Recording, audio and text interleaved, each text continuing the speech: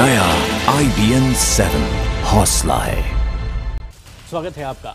शुरू करते हैं तेज रफ्तार खबरों का सिलसिला। सारा देश 100 खबरों में।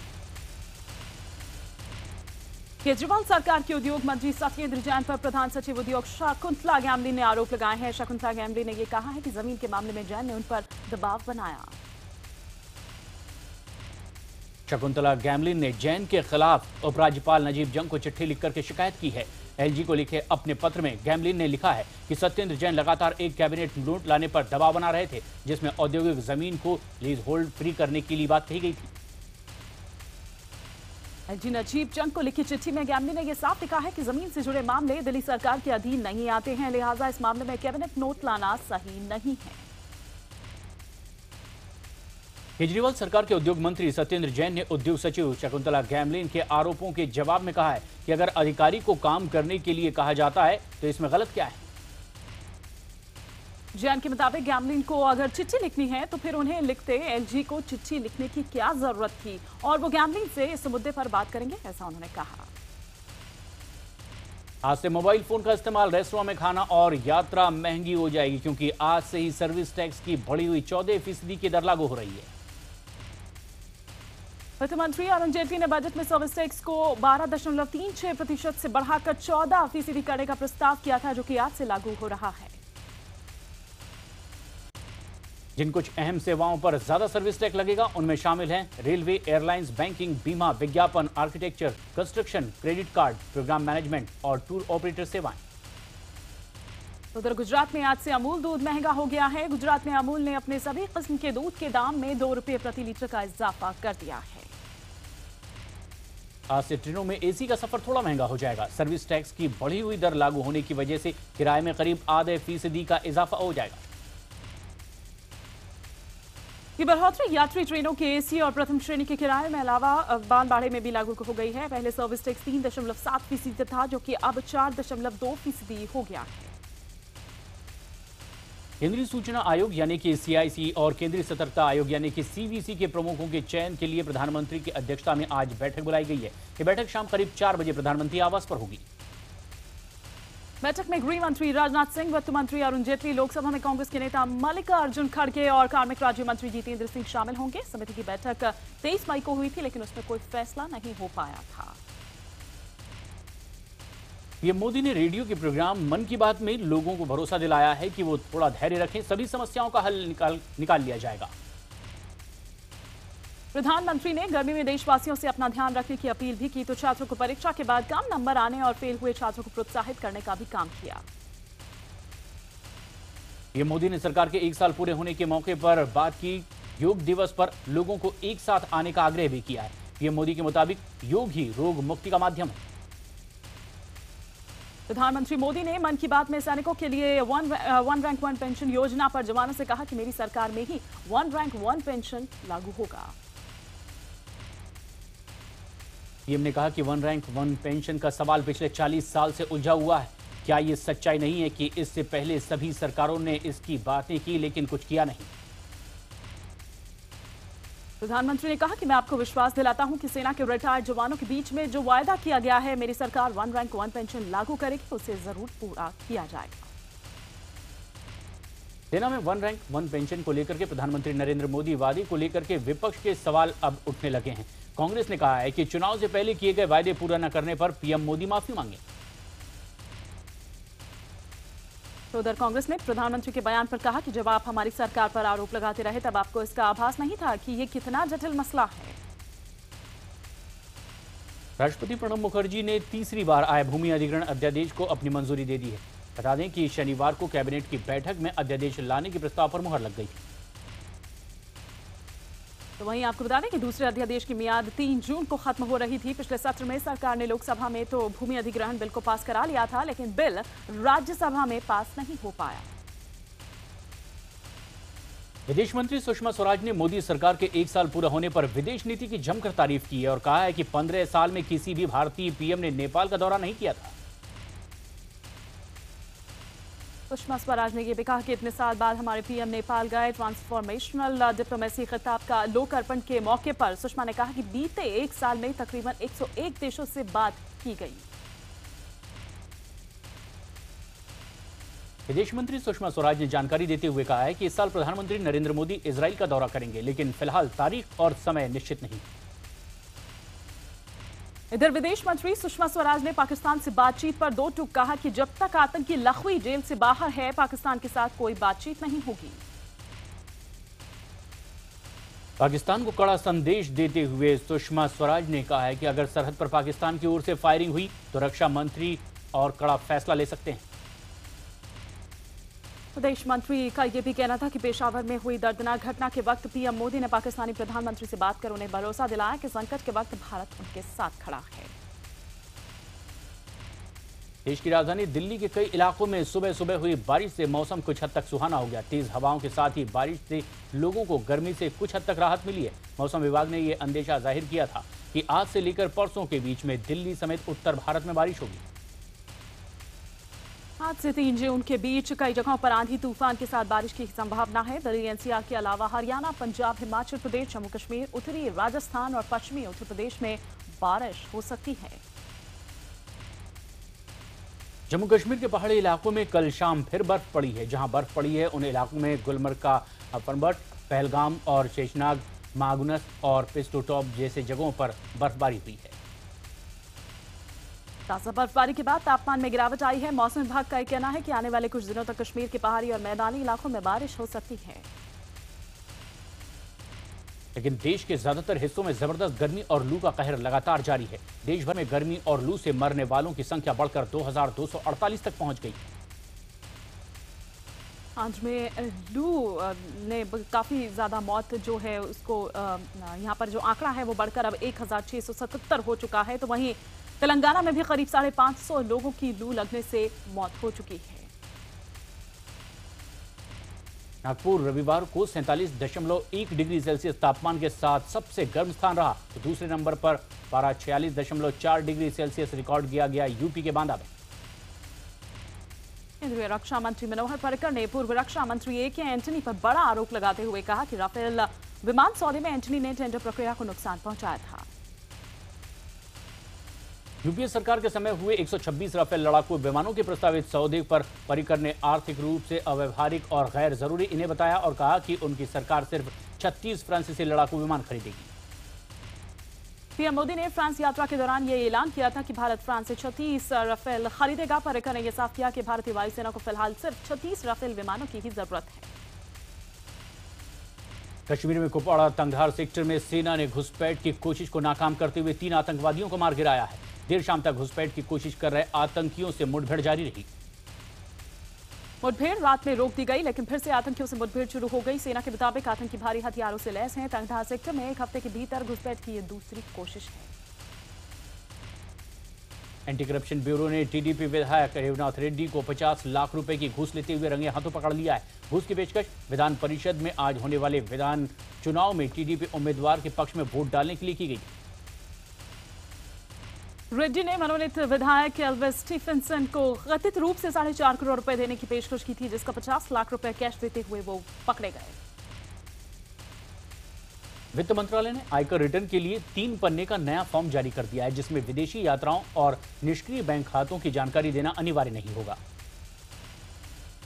इसके साथ ही वित्त मंत्रालय ने आयकर रिटर्न के लिए भरने की जो अंतिम तारीख है उसे बढ़ाकर 31 अगस्त कर दिया है। पहले रिटर्न दाखिल करने की अंतिम तारीख 31 जुलाई हुआ करती थी।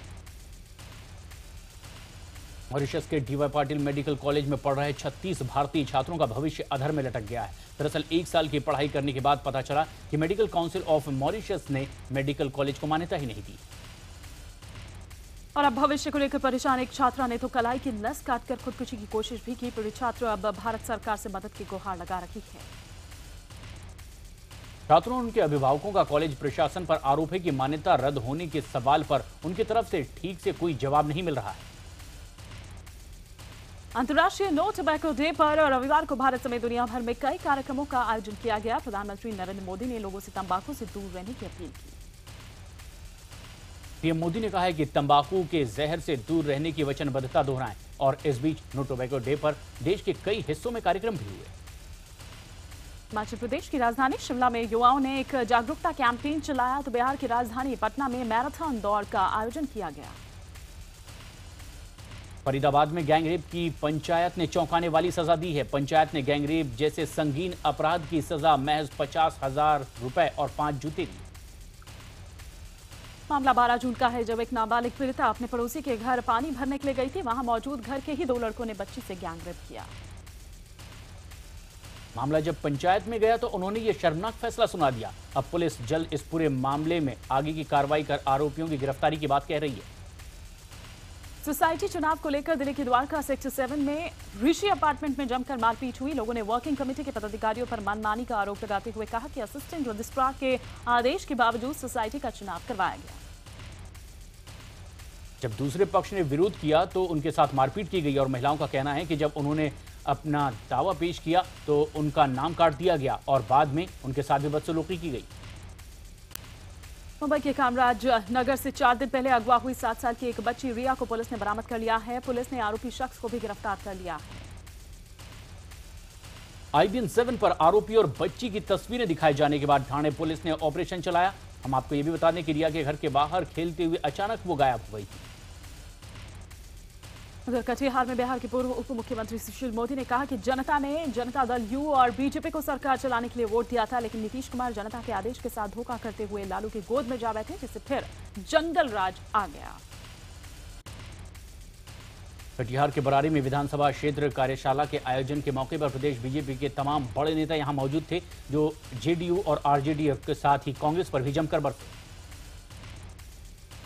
बीजेपी प्रवक्ता शाहनवाज हुसैन ने कहा कि किस मुंह से नीतीश विधानसभा में जनता से वोट मांगने जाएंगे। एक सवाल के जवाब में शाहनवाज हुसैन ने कहा कि मांझी सभी की नैया पार लगाते हैं और जीतन राम एक अच्छे नेता हैं। केंद्रीय मंत्री रामविलास पासवान ने एक बार फिर से आरजेडी और जेडीयू के गठबंधन पर कहा है कि इस गठबंधन से एनडीए को कोई नुकसान नहीं होगा। साथ ही साथ उन्होंने कहा है कि डर के कारण जीतनराम मांझी को नीतीश हटा नहीं पा रहे थे। बिहार के मंत्री लालचंद गोस्वामी ने यह कहा कि महागठबंधन के विलय की प्रक्रिया काफी कठिन है। सभी दल अपना नफा नुकसान देख रहे हैं। उनका यह भी कहना था कि पार्टी का नाम और चिन्ह को लेकर भी समस्या उठ रही है। प्रधानमंत्री नरेंद्र मोदी के संसदीय क्षेत्र वाराणसी में पड़ने वाला भट्टी गांव वाईफाई सुविधा से अब लैस हो गया है। पंचायत भवन से वाईफाई सेवा शुरू होते ही मुफ्त में सेवा का लाभ उठा रहे युवा खुश नजर आए। मथुरा के विरहना गांव में 100 से भी ज्यादा लोग हेपेटाइटिस बी और सी से ग्रसित हैं। बढ़ती बीमारी से लोग काफी ज्यादा खौफ में हैं। 4 लोगों की मौत हो चुकी है और तेजी से लोग गांव छोड़कर अब जा रहे हैं। रायपुर की दौड़ा कॉलोनी में सेक्स रैकेट का भंडाफोड़ हुआ है। पुलिस ने एक मकान पर छापा मारकर 5 युवतियों और 2 महिला दलालों को देह व्यापार में आरोप में हिरासत में लिया है। पुलिस के मुताबिक मकान मालकिन भी इस अपराध में शामिल थी। फिलहाल सभी आरोपियों के खिलाफ धारा 151 के तहत मामला दर्ज कर लिया गया है। रेवाड़ी में मुठभेड़ में पुलिस ने एक बदमाश को मार गिराया, वहीं दूसरा बदमाश गंभीर रूप से घायल हो गया है। उसे इलाज के लिए पीजीआई में भर्ती करवाया गया है। पुलिस ने बिना नंबर प्लेट वाली गाड़ी को रोकने की कोशिश की तो उन्होंने फायरिंग शुरू कर दी। जवाबी गोलीबारी में बदमाश मारा गया। आशंका है कि बदमाश किसी वारदात को अंजाम देना जा रहा था। जबलपुर में हेलमेट चेकिंग के दौरान पुलिस ने एक युवक को पकड़ा और उसकी जमकर धुनाई की है। के पाटिल नाम के पुलिसकर्मी ने उसे बेदर्दी से पीटा। लोगों ने जब युवक की बेरहमी से पिटाई का विरोध किया तो उल्टे पुलिस वाले ने एक महिला को ही धमका दिया। बाद में कैमरा देखकर वो युवक थाने लेकर गए उसको। हरदा के गढ़पुरा इलाके में जमीन विवाद के चलते एक सराफा व्यापारी ने अपने ही छोटे भाई पर तेजाब फेंक दिया। एसिड में 6 लोग घायल हो गए, जिसमें 2 महिलाएं भी शामिल हैं। महेश के अपने छोटे भाई ओम प्रकाश से जमीन पर बहस हो गई थी, जिस पर महेश ने एसिड फेंक दिया। एसिड गिरने से आरोपी की मां और पत्नी भी घायल हो गए। लाश के साथ अमानवीय व्यवहार किए जाने का मामला सामने आया। दरअसल बल्ला नाम के व्यक्ति की लाश प्रशासन ने कूड़ा ढोने वाली गाड़ी में मोर्चरी तक पहुंचाया।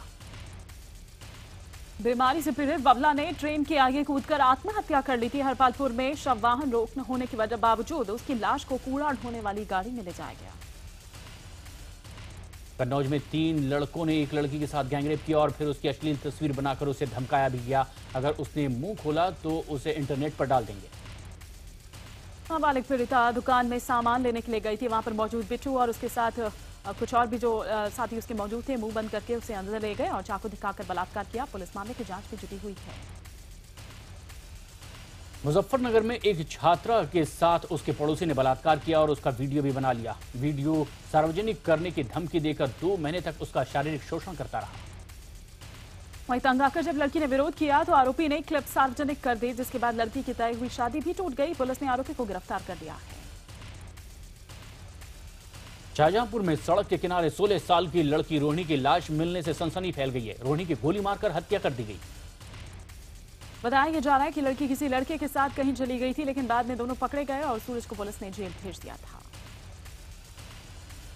रोहिणी तब से ही अपनी बुआ के यहाँ पर रह रही थी और कुछ दिन पहले ही वो फिर से गायब हो गई थी। पुलिस इस मामले में को अब हॉरर किलिंग के एंगल से भी देख रही है। कानपुर के चकेरी इलाके में रहने वाले किशन जायसवाल ने आए दिन होने वाले झगड़ों से तंग आकर अपनी पत्नी की पीट कर हत्या कर दी और फिर खुद फांसी लगाकर खुदकुशी कर ली। किशनलाल पर बेटी की शादी के दौरान लिया गया कर्ज का ब्याज लगातार बढ़ता जा रहा था, जिस पर पति पत्नी के बीच अक्सर विवाद होता था। मौके से पुलिस को सुसाइड नोट भी मिला है। गोरखपुर के शाहपुर के एक खंडर हो चुके मकान से एक युवक की लाश बरामद की गई है। युवक को अज्ञात आरोपियों ने ईंट से कुचलकर कत्ल कर दिया। इस युवक की लाश के पास से बच्चों के खेल में इस्तेमाल होने वाले नकली नोट भी मिले हैं। पुलिस जुए में झगड़े के बाद कत्ल की आशंका जाहिर कर रही है। मुरादाबाद में पुलिस ने नकली नोट का काला कारोबार करने वाले गिरोह के 2 सदस्यों को गिरफ्तार कर लिया है। उसके पास से 30,000 रुपए के जाली नोट भी बरामद किए गए हैं। नकली नोट देने के मामले में गिरफ्तार किए गए शख्स जियाउल हसन और नजात को नोट मिलाने की बात उनसे कही गई थी। काफी तलाश के बाद इन दोनों को पुलिस ने पकड़ लिया है। तो शाहजहांपुर में टार फटने के बाद तैनात junior account officer Sujat Ali की खून से लथपथ अवस्था में लाश मिली है और इससे पूरे ऑफिस में सनसनी फैल गई। घर वालों के मुताबिक वो घर से नमाज पढ़ने की बात कहकर निकले। परिवार के मुताबिक शुजात को दफ्तर के लोग परेशान कर रहे थे। जहां परिवार शुजात की हत्या किए जाने की बात कह रहा है, तो वहीं पुलिस इसे आत्महत्या करने की बात कह रही है। आगरा में बदमाशों ने एक दरोगा की गोली मार को उसका घायल कर दिया और उसके साथ ही सिपाहियों पर पत्थर और लाठियों से भी हमला किया और उन्हें भी घायल कर दिया, जिन्हें अस्पताल में उपचार के लिए भर्ती करवाया गया है। सब इंस्पेक्टर सुधीर कुमार कई मामलों में वांटेड अपराधी विनोद को गिरफ्तार करने के लिए शाहवीर गांव गए थे। विनोद ने पुलिस को देखते ही गोली चला दी। गोली एसआई सुधीर के कंधे में जा लगी। पुलिस वाले सुधीर ने भी फायरिंग की, लेकिन गोली पिस्टल में ही फंसी रह गई और वहीं विनोद के साथियों ने सिपाही पर हमला कर दिया और इसके बाद बदमाश मौके का फायदा उठाकर भागने में कामयाब रहे।